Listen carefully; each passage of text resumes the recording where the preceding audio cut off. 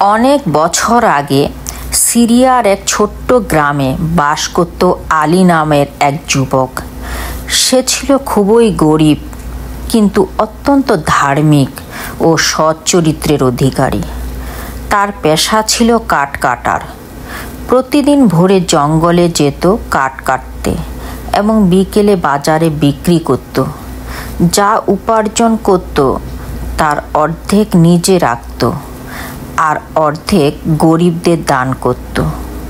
একদিন প্রচণ্ড ঝড়ের রাতে আলী জঙ্গলে ঢুকেছিল কিছু শুকনো কাঠ সংগ্রহ করতে।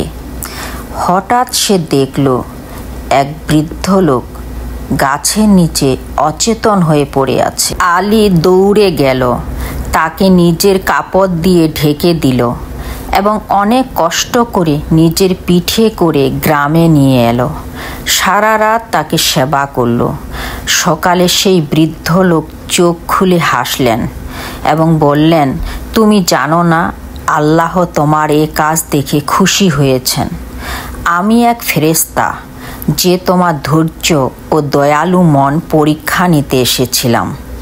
তারপর ফেরেশতা বললেন, তুমি চাইলে এখনই কিছু চাইতে পারো, ধন মান সম্মান সবই পাবে।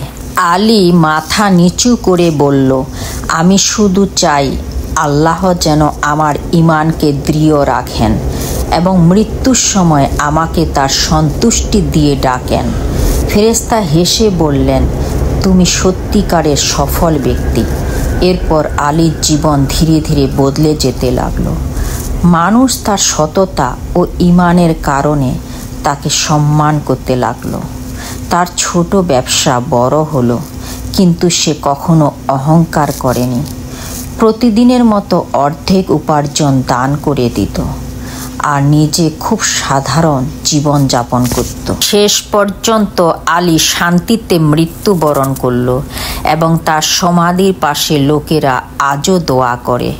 এই গল্প আমাদের শেখায়, ঈমান, ধৈর্য, দয়া ও বিনয় কখনো বৃথা যায় না। আল্লাহ তার বান্দাদের পরীক্ষা নেন আর যারা উত্তীর্ণ হয় তাদেরকে অনুপম পুরস্কার দেন। তাই আমাদের উচিত সবসময় আল্লাহর উপর ভরসা করা এবং জীবনে দুঃখ কষ্ট যা কিছুই আসুক না কেন সবই মনে করবেন আল্লাহর দেয়া নিয়ামত। তাই সব কিছুতে যখন আল্লাহর শুকরিয়া আদায় করবেন তখন একসময় এর ফল ঠিকই পাবেন। তাই ধৈর্য ধারণ করার ক্ষমতা রাখুন। নিশ্চয়ই তিনি পরম দয়ালু, পরম ক্ষমাশীল এবং সর্বশক্তিমান। তিনি এক নিমেষেই সবকিছুই উলট পালট করে দিতে পারে, যা মানুষ কল্পনাও করতে পারবে না। তাই সবার আগে আল্লাহকে ভালোবাসুন।